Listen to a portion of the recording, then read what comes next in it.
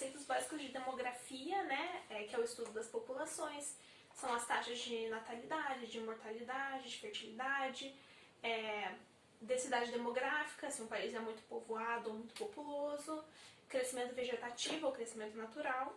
Todas essas coisas tem na colinha lá no Classroom, tá? Nessa aula a gente vai falar um pouquinho mais de demografia de alguns aspectos diferentes. Vamos começar falando da pirâmide etária, que é uma ferramenta que os demógrafos usam para conseguir ver o perfil de uma população. Por exemplo, quando a gente fala de um país povoado ou populoso, nós estamos falando de quantidade de pessoas ou de concentração de pessoas. Nós não estamos falando se essas pessoas são velhas, são novas, estão trabalhando, se não estão trabalhando. É só de concentração e de população absoluta, né? População relativa e população absoluta. Com a pirâmide etária, às vezes ela também é chamada de estrutura etária, mas normalmente pirâmide etária, a gente consegue ver qual é a porcentagem da população que é jovem, que é adulta, então está em idade ativa, está trabalhando, a quantidade da porcentagem da população que é idosa, então está aposentada, quando são homens, quando são mulheres. Então essas coisas são muito importantes para a criação de políticas públicas e para a gente realmente ver o perfil dessa sociedade. Se é uma sociedade que precisa investir em políticas previdenciárias, se é uma sociedade que tem acesso à saúde básica, se tem uma mortalidade muito alta ou uma taxa de natalidade muito alta também. Então, isso tudo a gente consegue ver com a pirâmide etária, tá? Só lembrando, cada região do mundo tem uma pirâmide etária diferente. Então, a gente tem pirâmides etárias para cada continente, para cada país, para cada região, para cada estado, tá? Então, agora a gente vai ver alguns exemplos de como que funciona, como que vai ser uma pirâmide etária.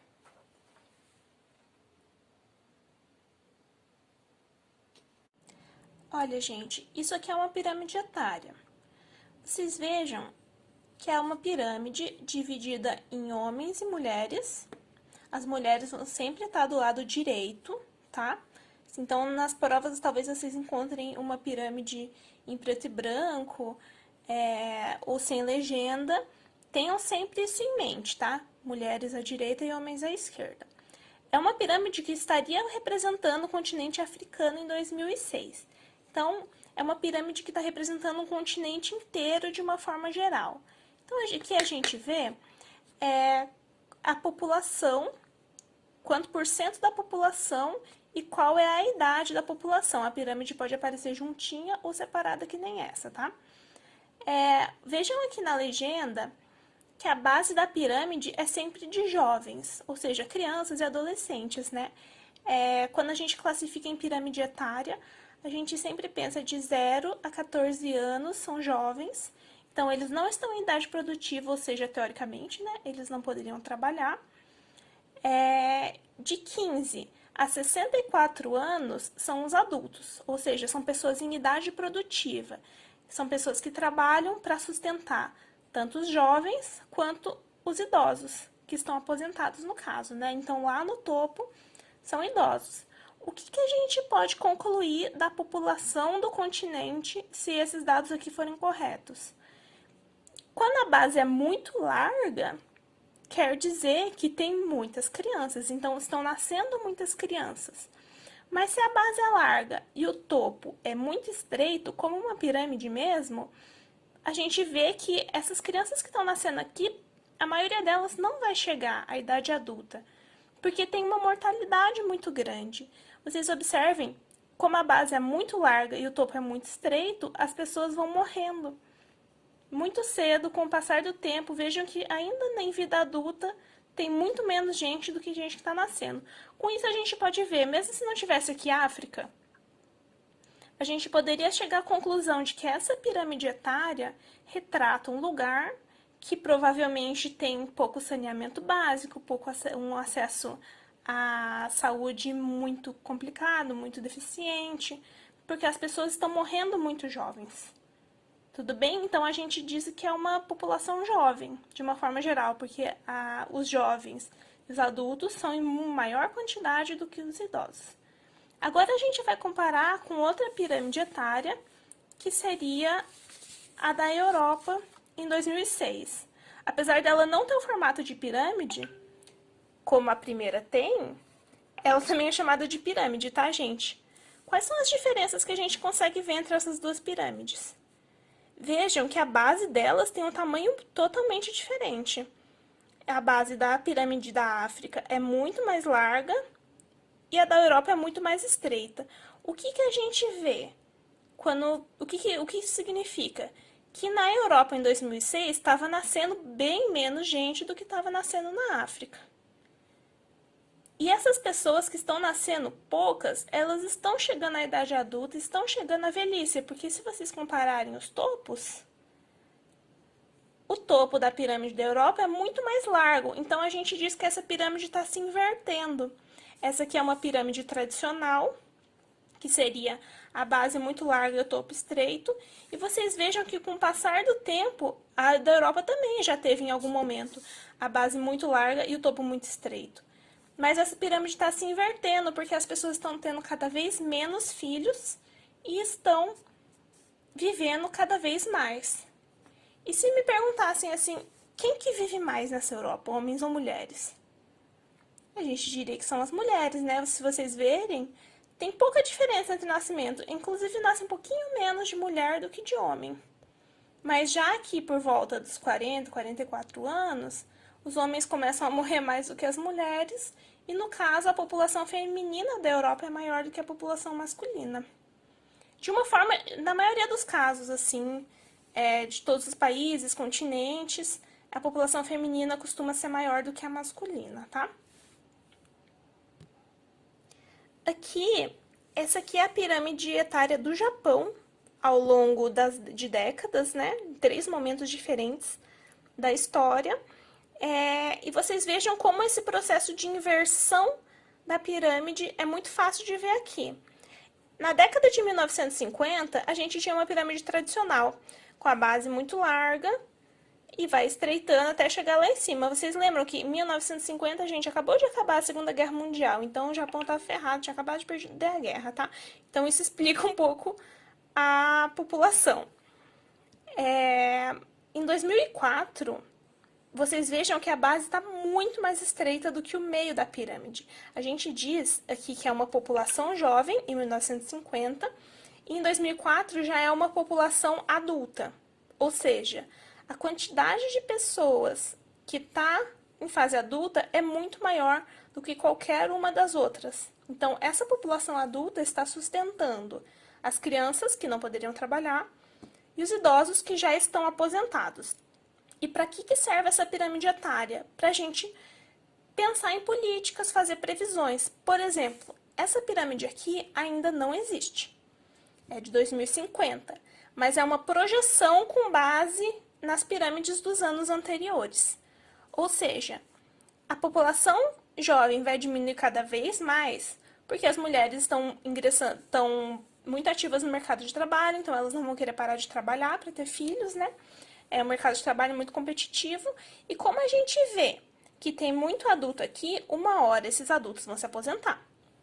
E eles vão integrar a parte dos idosos, e a parte dos adultos, que eram os antigos jovens, vai se estreitando cada vez mais. E como é um país com uma expectativa de vida muito alta, vocês observem que os idosos vão se tornando cada vez mais largos. Observe que mulheres idosas, por exemplo, vão ser maioria, vão ser mais do que crianças. Então, cada vez mais essa população idosa vai crescer, e os políticos vão ter que pensar em políticas públicas que atendam a esse sistema previdenciário do Japão no futuro. Por quê? Porque quem sustenta a aposentadoria das pessoas, né, são os adultos. E esses adultos vão ser em cada vez menor quantidade, e os idosos vão ser em cada vez maior quantidade. Como que a gente resolve um problema desses, né? Ah, mais uma coisinha. Quando se tem uma quantidade de pessoas em idade economicamente produtiva, ou seja, adultos, maior do que a parcela do que não é produtiva, no caso crianças mais idosos, a gente diz que aqui tem um bônus demográfico. Ou seja, tem muito mais gente contribuindo, trabalhando em idade ativa do que as pessoas que não estão trabalhando. às vezes isso cai em prova, tá?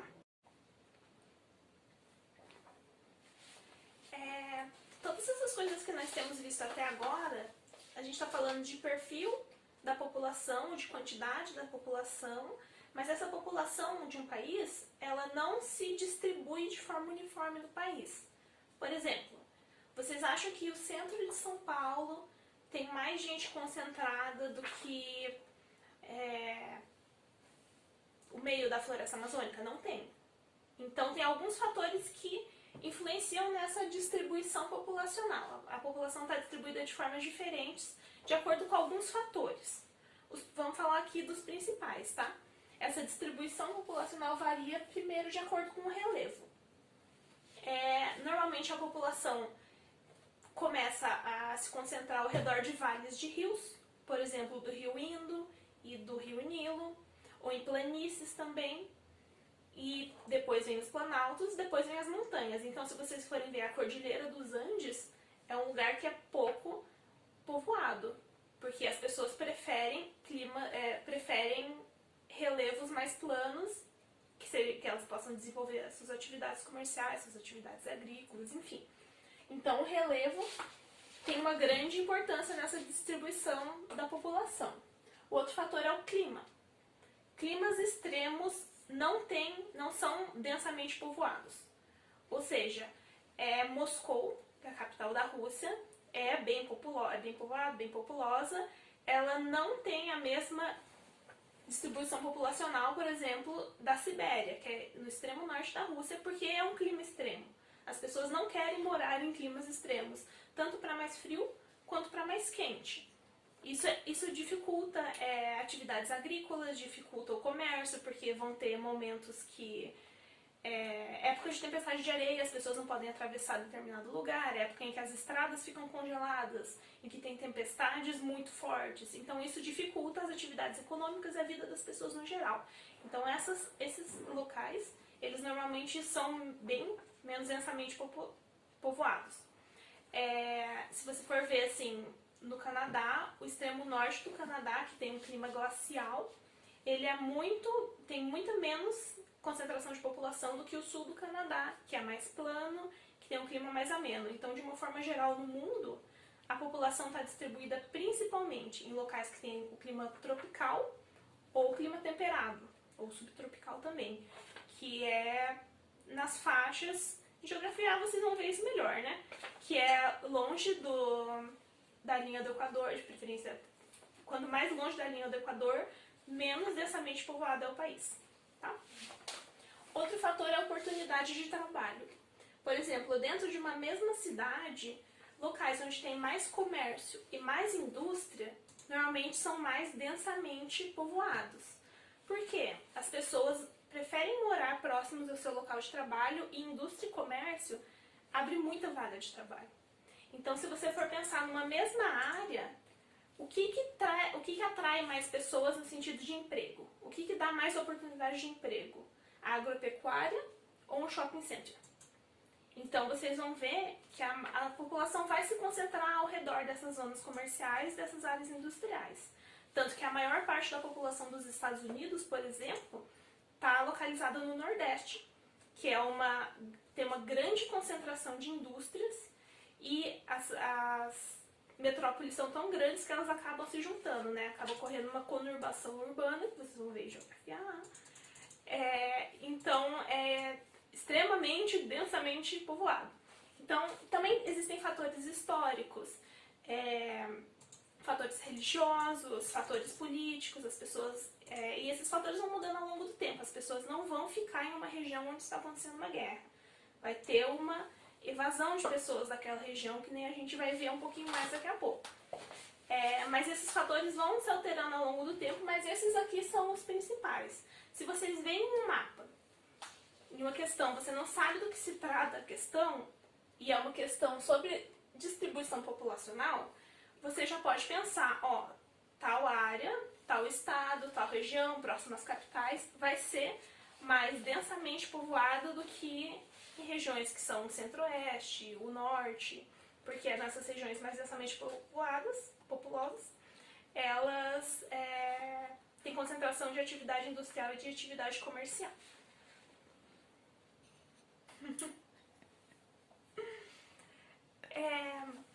Como vocês estão vendo, existe um perfil da população de cada lugar, mas esse perfil não é estático. Ele não muda só porque morre e nasce gente o tempo todo. Ele muda também por causa das migrações. E se tem um assunto que eu tenho certeza que vai cair em qualquer prova que você fizer, de geografia, pode ser também com história, com sociologia, vai ser migrações.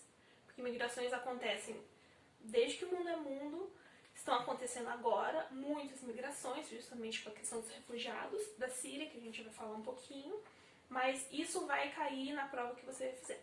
Então, é importante. O que são migrações? Migrações são qualquer deslocamento de população.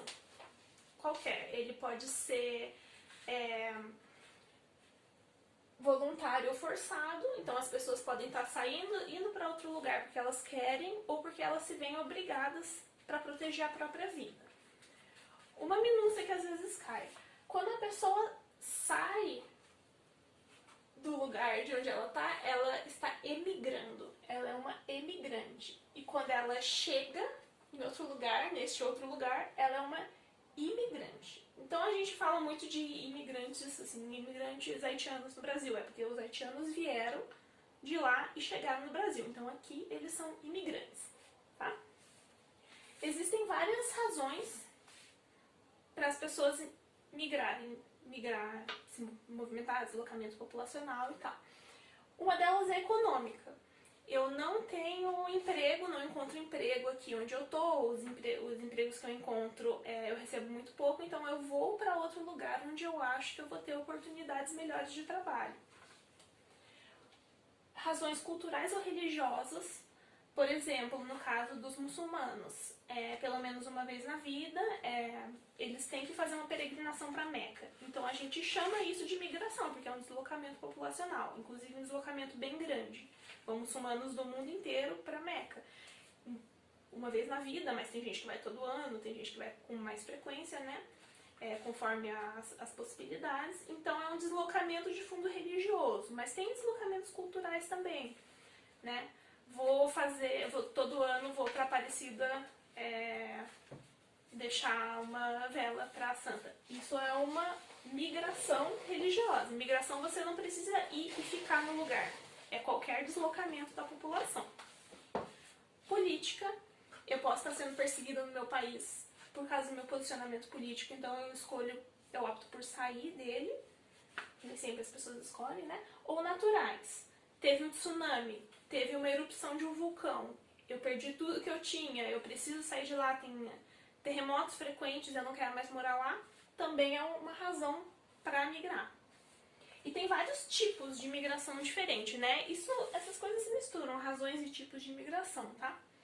Um tipo de migração que vocês vão ver, provavelmente vocês sabem, mas vocês vão falar muito, muito, muito, é o êxodo rural. Êxodo é quando a pessoa sai de um lugar também. Êxodo rural, por exemplo, quando as pessoas... Essa questão de mecanização do trabalho no campo. Quando tem agora muitas máquinas fazem trabalho que várias pessoas faziam antes, você só precisa de um operador de máquina e de um mecânico. Muitas pessoas saem do campo e vão morar nas cidades. Isso a gente chama de êxodo rural, é um tipo de migração também. Migrações ilegais são um tipo de migração, nem todas elas você tem o respaldo da lei. Às vezes as pessoas, por razões econômicas, fazem uma migração ilegal. Por exemplo, mexicanos que tentam, ou pessoas da América Central de uma forma geral, que tentam entrar nos Estados Unidos porque elas buscam uma melhor oportunidade, melhores condições de vida, oportunidade de trabalho, para a educação dos filhos também. Então, por vezes são migrações ilegais, né?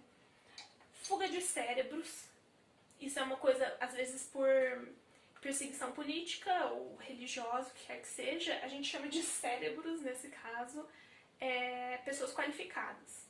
Por exemplo, médicos, pesquisadores de uma forma geral, professores. Quando tem uma fuga de cérebros, quer dizer que todas essas pessoas que têm qualificação para o mercado de trabalho, elas saem, por qualquer motivo que seja, elas saem de onde elas estão e vão para outro lugar. Isso é um problema para o país, porque normalmente falta mão de obra qualificada, né? Então, fuga de cérebros normalmente não é uma coisa boa. Mas pode ter várias motivações também. Nomadismo é uma forma de imigração também. Então, são populações... A gente associa mais com pré-história, mas ainda hoje existem populações que são nômades ou seminômades, em que elas se fixam em um lugar por um espaço de tempo. Por exemplo, eu moro aqui 6 meses no ano, quando eu tenho trabalho, sei lá, na colheita, por exemplo, eu vou morar 6 meses, 2 meses em um lugar, depois eu volto para minha cidade. Isso é uma forma de migração também. O que é mais importante disso aqui, tudo é importante, tá, gente? Isso aqui é importante. Mas o que provavelmente vai cair na sua prova vai ser a questão dos refugiados. Refugiados são pessoas que estão fugindo. Que elas estão fugindo do país delas, do estado delas, de onde elas moram, porque elas temem pela própria vida e vão para outro lugar e lá elas pedem asilo. Pedem refúgio, no caso. Não é uma imigração ilegal. Não. A ONU reconhece refugiados como uma categoria de imigrantes e os países normalmente têm protocolos, né, para receber os refugiados. Então, eles têm países que recebem muitos refugiados em campos de refugiados, eles têm algumas facilidades na hora de tirar documentação, coisas diversas, assim. Os refugiados, normalmente eles fogem de seus países, né, com medo de perseguição. Pode ser uma perseguição religiosa, pode ser uma perseguição política, pode ser uma perseguição étnica, pode ser fugindo de guerra. Então, refugiados estão na pauta do dia, gente. O que provavelmente vai cair na sua prova vai ser a questão dos refugiados na Síria. Na Síria vocês vão saber um pouquinho mais em história, mas está acontecendo uma guerra lá, que veio lá da Primavera Árabe, e atualmente tem a maior quantidade de refugiados, de imigrantes refugiados no mundo. Está saindo da Síria e está indo principalmente para a Europa e para outros países da África. E é uma migração forçada, porque essas pessoas não querem ficar no meio da guerra, elas não estão saindo porque elas querem melhores condições de vida, elas estão saindo para proteger as suas vidas. Mas não existem refugiados só no caso da guerra da Síria, tá? A gente tem algumas perseguições étnicas no Sudão do Sul. Esses países se separaram recentemente, antes era o Sudão só. Agora são 2 países, então tem perseguições étnicas, tem perseguições políticas. Para o Brasil, existem venezuelanos que vêm com o status de refugiado, a maioria deles são imigrantes. Mas quando se comprova que existia uma perseguição, eles passam para o status de refugiado e daí é um pouco diferente de tratativa. Mas refugiados é uma coisa muito importante que provavelmente vai cair nessa prova. Agora a gente vai fazer alguns exercícios. Só para juntar isso que a gente falou na aula anterior com o que a gente falou nessa aula, só para ficar bem na matéria.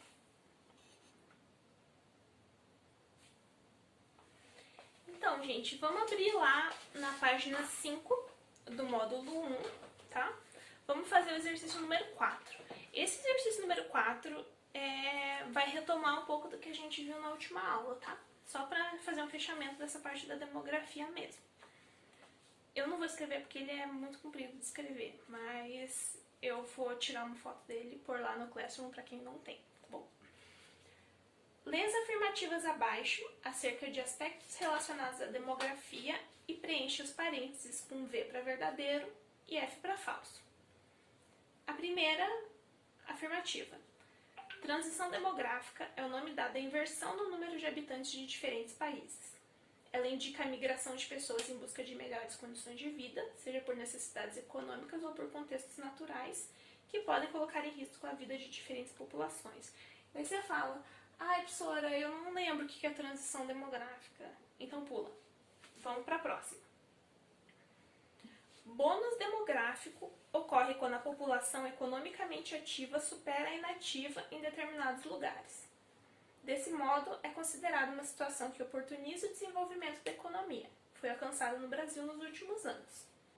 Isso é aquilo que eu falei, bônus demográfico que eu falei quando a gente estava comparando as pirâmides etárias, né? Quando eu mostrei a pirâmide etária do Japão, que é uma pirâmide etária adulta, em que a maior parte da população está em idade produtiva, mas ainda tem uma quantidade assim, razoável de crianças nascendo, é o que a gente chama de bônus demográfico. Então tá certo.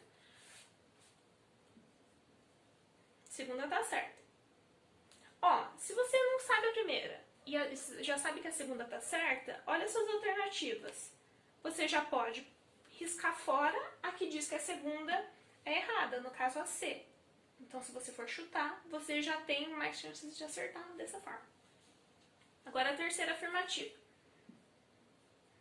O crescimento vegetativo é definido pela diferença entre as taxas de natalidade e mortalidade.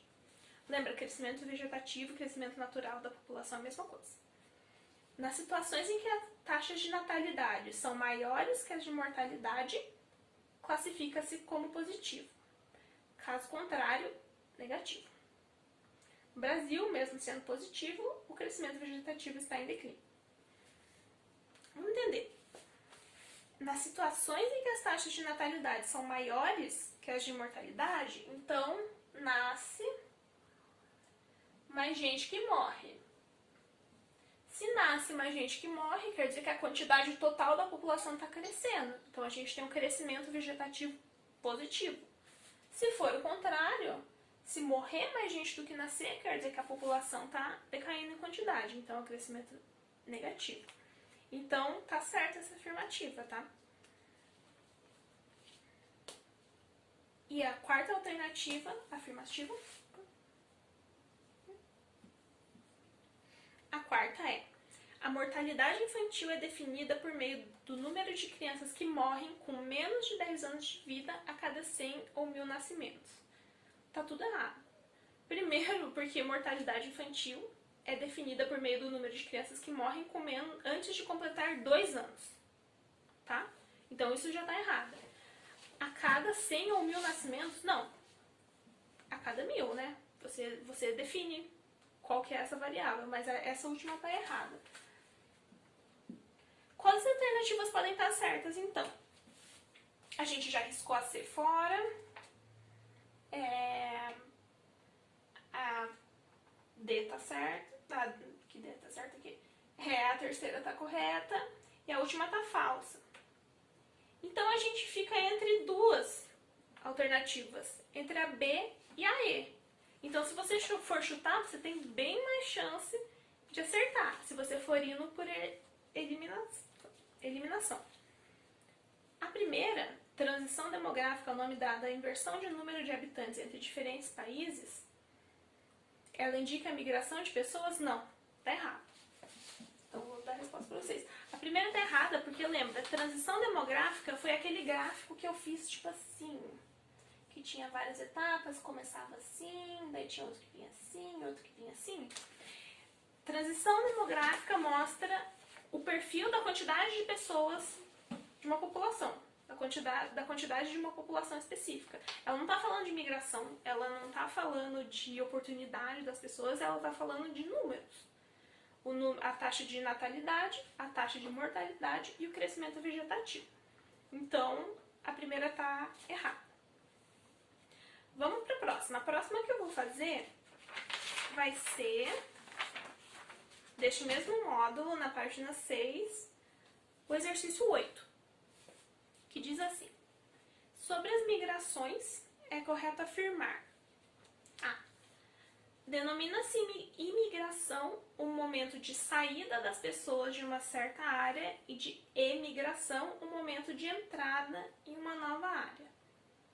Só você lembrar do Brasil, a gente tem imigrantes venezuelanos, quer dizer que eles vieram de lá e chegaram no Brasil. Eles estão chegando e são imigrantes.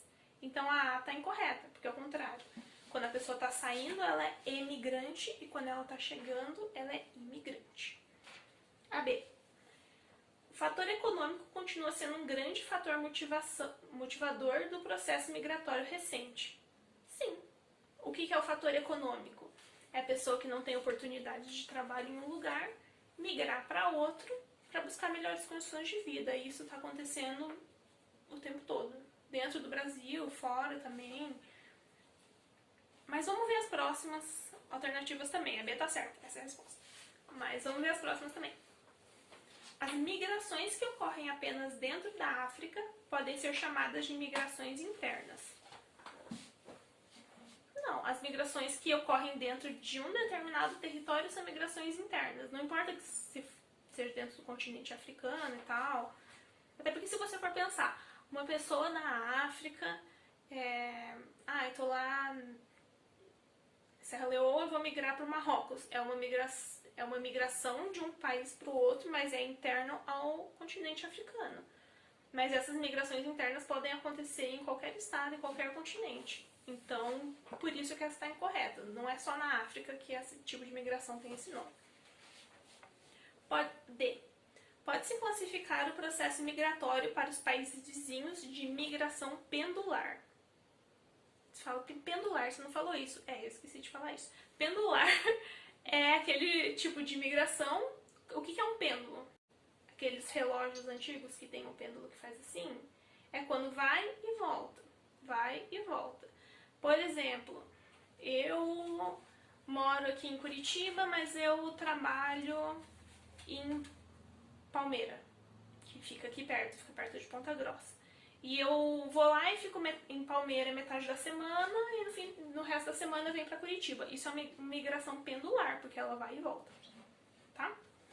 Então, processo migratório para países vizinhos e migração pendular, não. A menos que a pessoa mora em Foz e vá todo dia trabalhar no Paraguai, né? Atravessa a Ponte da Amizade, vai e volta, mas é uma coisa muito específica, então isso não classifica uma migração pendular.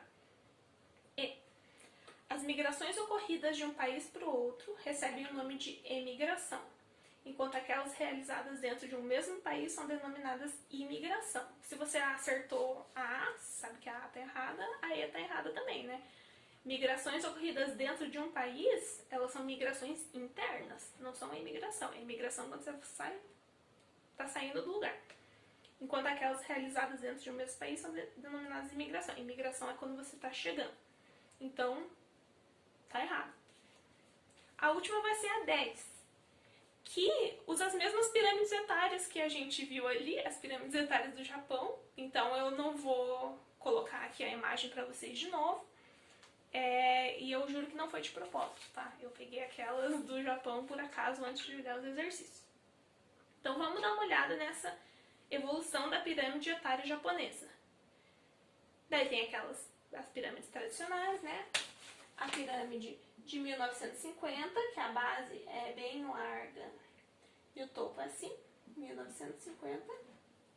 A pirâmide de 2004 do Japão, que a base já é mais estreita, o meio é bem mais largo e o topo tá ficando um pouco mais largo também. E a projeção para 2050, que nós vimos que é bem estreita e com o topo bem largo. Apesar de não ter formato de pirâmide, isso é uma pirâmide também. É uma questão discursiva. Por que motivo a pirâmide etária do Japão vem modificando substancialmente sua forma a partir de 1950? 1950, isso que vai ser aqui, 2004, isso aqui vai ser em 2050. Por que está mudando essa forma? O que está acontecendo com essa população para o formato da pirâmide estar mudando? Se você olhar na pirâmide, você vai ver que antes nascia muita gente, mas não tinha uma expectativa de vida tão alta, né? Não tinham tantos idosos quanto tinham crianças. O que está acontecendo? O que está mudando nessa população? Está nascendo menos criança e está aumentando a expectativa de vida. Essa é a resposta da A. Por que a pirâmide está mudando? Porque estão nascendo cada vez menos crianças e a expectativa de vida está se tornando cada vez maior, por isso que tem mais idosos. É isso que está mudando a forma dessa pirâmide. E a B. Apresente duas consequências socioeconômicas enfrentadas pelo Japão, levando em consideração as alterações da estrutura de sua pirâmide etária. Parece difícil, né? Mas na verdade é bem fácil, é aquilo que a gente já falou. Qual é a consequência consequência disso acontecer? Qual que é a consequência de ter cada vez menos crianças nascendo e cada vez mais idosos? Então vamos pensar em duas consequências para isso. Uma consequência pode ser diminuição da população ativa, cada vez menos tem adultos trabalhando, porque cada vez a população vai envelhecendo, já vai ser uma população idosa em 2050.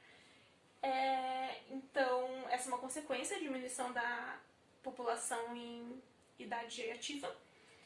Diminuição da população de jovens. Com o passar do tempo vai ter está acontecendo um crescimento vegetativo negativo dessa população. Outra consequência socioeconômica pode ser dificuldades na previdência, porque vão ter muitos idosos e poucos jovens e adultos para sustentarem esses idosos. Aumento da expectativa de vida, diminuição da taxa de natalidade. É só vocês analisarem, parece complicado quando você vê a questão, mas vocês já sabem fazer isso. Só vocês analisarem esses gráficos e verem o que mudou e qual que é a consequência dessa mudança. Qual que é a consequência de cada vez ter menos crianças e cada vez ter mais idosos. E é isso. A gente fechou essa parte básica de demografia. Qualquer coisa, qualquer dúvida que vocês tiverem, qualquer outro exercício que vocês quiserem fazer, se tiverem dúvidas é só me mandar uma mensagem.